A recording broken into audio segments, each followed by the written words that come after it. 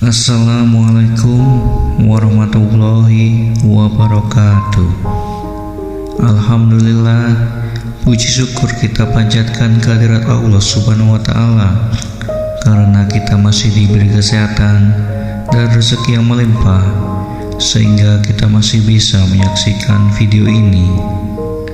Sahabat, dalam video ini adalah golongan manusia yang diharamkan disentuh api neraka.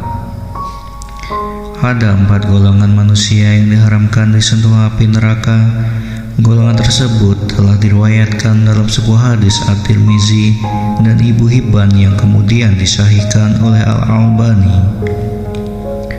Dari Abdullah bin Mas'ud radhiyallahu anhu, ia berkata, telah bersabda Rasulullah SAW, maukah kamu aku tunjukkan orang yang diharamkan neraka baginya? Para sahabat menjawab, tentu saja wahai Rasulullah. Rasulullah SAW menjawab, haram tersentuh api neraka orang yang hain, lain, qorib, sahl. Hadis riwayat At-Tirmizi. Namun sebaliknya, Allah Subhanahu wa Ta'ala menjanjikan kehidupan di neraka bagi orang-orang yang tidak beriman kepadanya, di luar 4 orang-orang yang haram disentuh api neraka. Yang pertama, hain.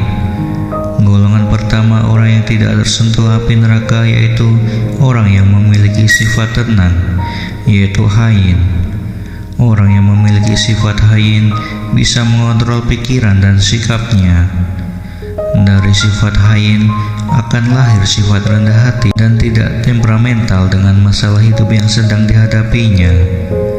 Kematangan dalam bertindak akan dimiliki orang yang mempunyai sifat hain, di mana dia tidak akan terburu-buru dalam mengambil keputusan serta tidak mudah tersulut oleh emosinya.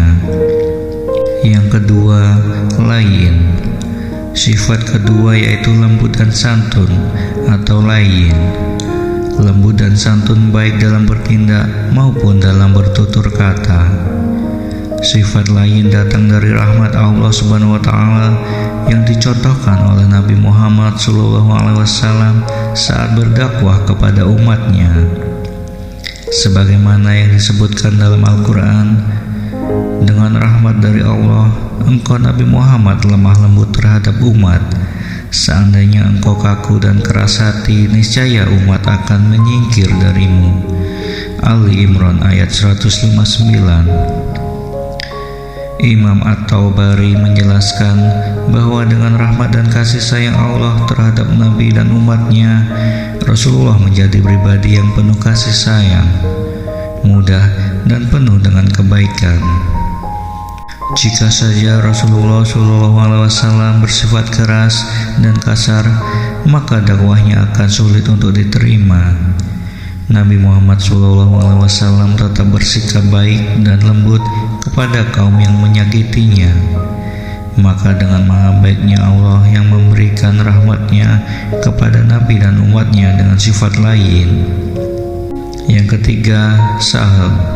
Sifat sahlun yaitu orang yang mudah, tidak suka mempersulit, namun bukan berarti menggampangkan suatu masalah. Dengan memiliki sifat sahl, yaitu mempermudah dan menolong saudaranya, maka Allah juga akan memberikan kemudahan urusan kita, baik di dunia maupun di akhirat. Sebagaimana hadis yang diriwayatkan Imam Muslim dalam kitab Sahih Muslim juz 4 halaman 2074, Nabi bersabda, barang siapa menghilangkan kesusahan dari orang mukmin, Allah akan menghilangkan kesusahannya di hari kiamat. Barang siapa membantu orang yang kesulitan, Allah akan memudahkan urusannya di dunia dan akhirat. Barang siapa menutupi aib orang muslim, Allah akan menutupi aibnya di dunia dan akhirat. Allah akan selalu melindungi hambanya selama hambanya menolong saudaranya. Hadis riwayat Muslim. Yang keempat, qorib. Qorib mempunyai makna dekat, akrab, pribadi yang pandai bergaul dan menyenangkan. Sikap dan sifat qorib akan membuat seseorang nyaman untuk bersahabat dan berteman dengannya. Dengan sifat qorib yang dimiliki oleh seseorang akan mendatangkan perilaku yang tawadu. Seseorang yang tawadu akan nyaman dengan dirinya, sehingga orang yang bermuamalah dengannya pun juga akan merasa nyaman.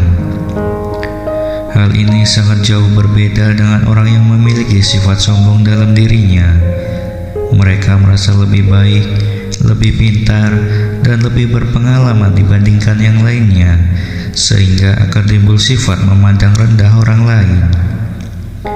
Semoga kita termasuk golongan orang-orang yang terus memperbaiki diri dan berusaha untuk mempunyai sifat 4 golongan yang tidak akan tersentuh api neraka.